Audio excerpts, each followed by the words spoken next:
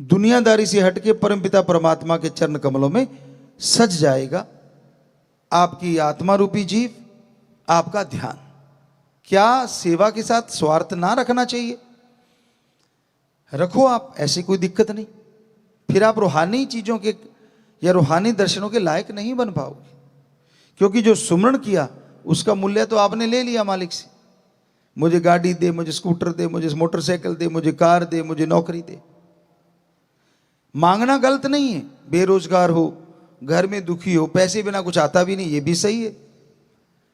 चलो नौकरी मिलेगी, क्या उसके बाद सुमन कर लोगे? फिर भी नहीं करोगे।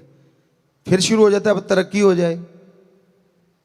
तरक्की के साथ साथ ये साथ वाला बढ़ रहा है, ये नीचे गिर जाए, ये प्रोग्राम शुरू हो जाता है।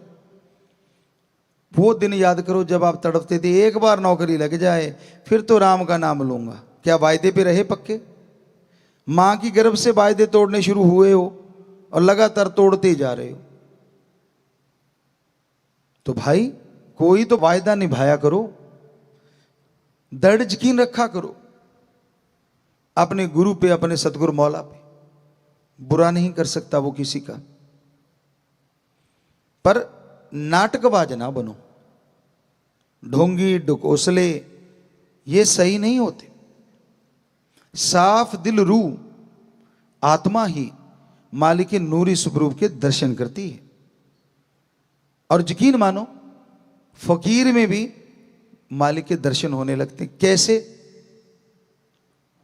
सभी धर्मों में ये बात लिखी है कि वो परम पिता परमात्मा कण कण में, जर्रे जर्रे में मौजूद है। आप उसको अपने अंदर से महसूस तब कर पाओगे जब ध्यान एकाग्र करके अच्छी तरह से यहां पे पहुंच के सुमरण करोगे। फिर ध्यान जमेगा, फिर आपकी आत्मा कंसंट्रेट होगी, फोकस यहां आएगा।